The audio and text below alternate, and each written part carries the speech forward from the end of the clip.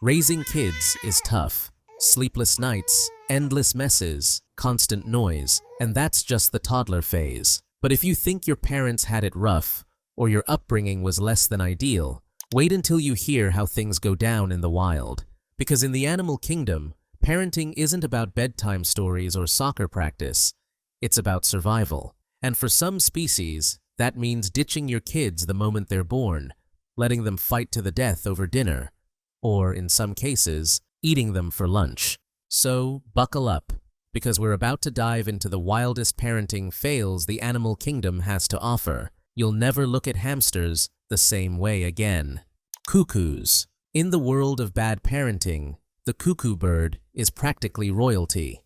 If there were an award for least involved mom of the year, the cuckoo would win it without even showing up to collect it, because that's her thing. You see, cuckoos don't bother with building nests, incubating eggs, or raising their young. That's way too much effort. Instead, they use a strategy called brood parasitism, which is the parenting equivalent of dropping your kids off at someone else's house, unannounced, and never coming back. Here's how it works. A female cuckoo waits for a smaller bird, like a warbler or reed bunting, to leave its nest unattended. She swoops in, tosses one of the host's eggs out, cold, right? And lays her egg in its place. Then she's off, free as a bird, literally. The unsuspecting host returns, none the wiser, and ends up raising the cuckoo chick as its own. And this chick? It's no innocent victim. Cuckoo chicks usually hatch earlier than the host's real babies, grow faster, and demand more food. Oh, and they often kick the other eggs or chicks out of the nest. Survival of the fittest? More like survival of the most manipulative. Some host species are wise to the trick. They've evolved defenses like identifying and ejecting odd-looking eggs, mobbing adult cuckoos when they approach, or abandoning the nest altogether. But more often than not, the cuckoo pulls off her con with ease, leaving another mother bird stuck with a giant, greedy chick that isn't even hers. So, while most parents are out here losing sleep to keep their kids alive, the cuckoo mom is off sunbathing, leaving the hard part to someone else. Sharks. Most babies spend their time in the womb floating peacefully, growing slowly, and kicking occasionally. But if you're a sand tiger shark, your prenatal experience is less cozy bubble and more Hunger Games womb edition. Some sharks, like the sand tiger, practice a grim form of sibling rivalry known as adelphophagy, a fancy scientific term for embryo cannibalism. That's right, inside mom's uterus, it's a literal fight to the death. No plush cribs or lullabies here, just sharp teeth and shrinking head counts. It all starts when a sand tiger shark mom releases multiple eggs into each of her 2 uteri. The embryos hatch internally, and then the real battle begins. The first embryo to develop a decent set of jaws becomes the alpha predator, hunting down and devouring its unhatched brothers and sisters like a scene from a horror movie, starring baby sharks. By the time the bloodbath ends, only 1 pup per uterus typically survives. This brutal prenatal ritual isn't just random chaos, it has evolutionary perks. The surviving pups are born larger, stronger, and more capable of fending for themselves in the wild. Mom doesn't have to stick around to protect them. They're already seasoned gladiators. Burying beetles. Eat your kids if they whine too much. If you think human moms have it rough juggling dinner and discipline, spare a thought for the burying beetle, a mother so hardcore she serves food straight from a rotting carcass and eats her kids when they complain too much. No joke. Burying beetles, those small black and orange scavengers, begin their parenting journey by locating the corpse of a small animal, usually a bird or rodent. They dig a little grave, bury the carcass, and use it as a nursery/buffet for their soon-to-hatch larvae. Romantic, right? Once the larvae emerge, mom gets to work feeding them by regurgitating pre-digested meat.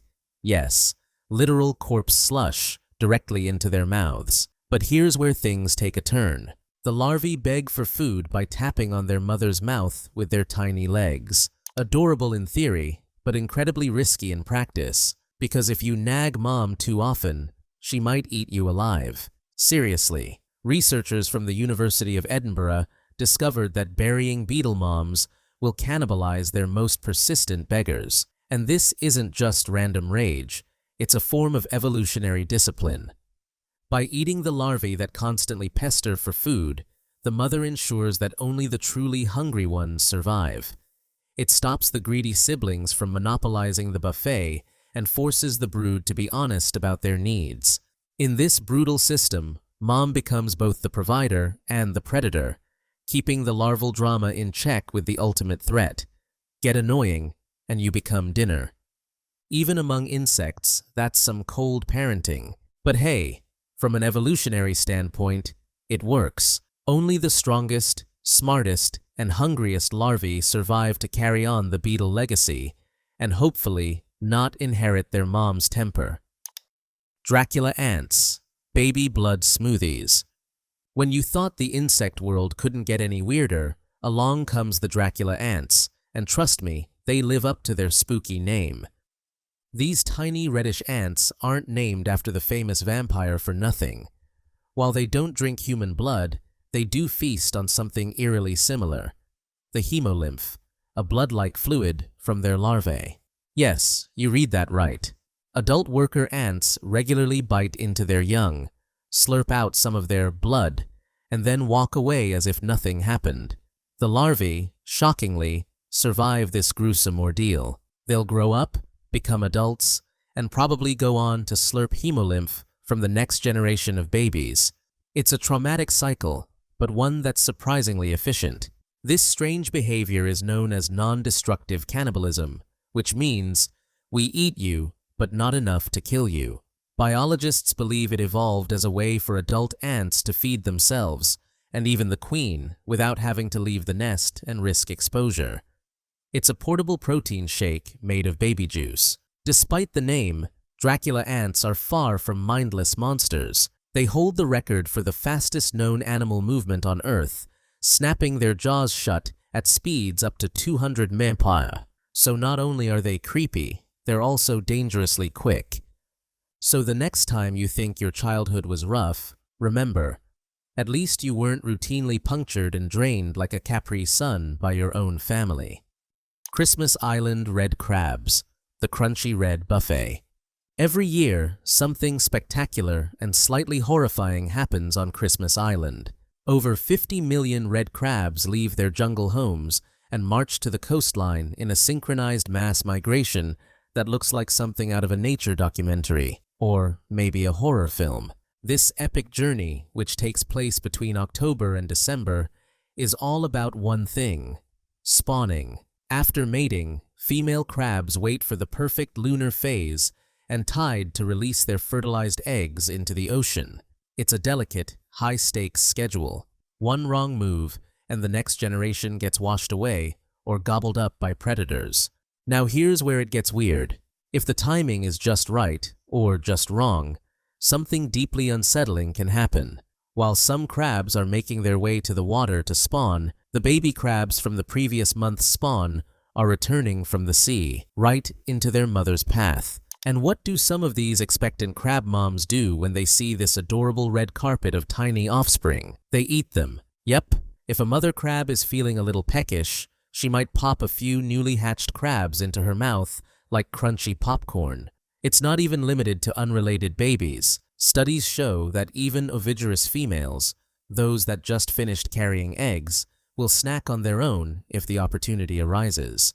Scientists still debate the exact reasons, but one thing's for sure: maternal instincts don't stand a chance against crab hunger. So, next time you see a cute nature clip of baby crabs marching across a beach, remember, some of them are marching straight into the mouths of their moms. Hamsters. Cute, but cannibalistic. Hamsters. Soft, squeaky, and seemingly harmless. They're the go-to classroom pet and a favorite among kids everywhere. But behind those twitchy whiskers and beady little eyes lies a dark maternal secret. Female hamsters are notorious for something that shocks new pet owners time and time again. They sometimes eat their babies. And no, It's not just a wild myth. It happens, a lot more often than most people would like to admit. The reasons? Several, and none of them involve pure malice. It's usually a response to stress, malnutrition, or overcrowding. If a hamster mom feels overwhelmed, senses that something's wrong with one of the pups, or doesn't have the resources to care for a full litter, which can be as many as 20, she might make the unthinkable decision to reduce the load by turning a few pups into protein. Sometimes, she'll even consume healthy pups if she perceives the environment to be unsafe. It's a twisted form of damage control, meant to boost the survival chances of the remaining babies, or herself. Despite their reputation for cuddles, hamsters aren't exactly poster parents. But they're not monsters either. They're just tiny creatures trying to survive in a world that's often too noisy, crowded, or confusing. Still, maybe keep the Disney music off around the nursery. Harp seals, 12 days of love, then ice-cold abandonment. At first glance, harp seals seem like the poster family for adorable parenting. Their fluffy white pups are so cute, they practically belong on a greeting card. And for the first 12 days of life, things seem perfect. Warm cuddles, non-stop nursing, and round-the-clock attention. But then, just as the baby seal is getting used to this cozy arrangement, mom disappears. Literally, gone. Harp seal mothers invest heavily up front. During those 12 intense days, they don't eat, drink, or rest, completely devoted to fattening up their pups with milk that's nearly 50% fat. It's like a supercharged baby formula that helps a 20-pound pup pack on almost 5 pounds a day. Then, once she's done her part, mom swims off into the Arctic waters, never to return. And the pup? It's left stranded alone on the ice for the next 5 to 6 weeks. No food, no protection, just snow, ice, and whatever predators happen to be in the area. The pup survives entirely off its stored fat, slowly burning through its blubber while waiting to develop the strength and coordination to swim and hunt on its own. This period of abandonment is as dangerous as it sounds. Many pups die from exposure, starvation, or predators like polar bears and orcas. An estimated 30% or more of harp seal pups don't survive their first year. So while harp seal moms do show intense short-term dedication, it's a parenting strategy that leaves little room for attachment or long-term involvement. While you're down there, make sure to like, subscribe, and ring the bell so you don't miss our next video.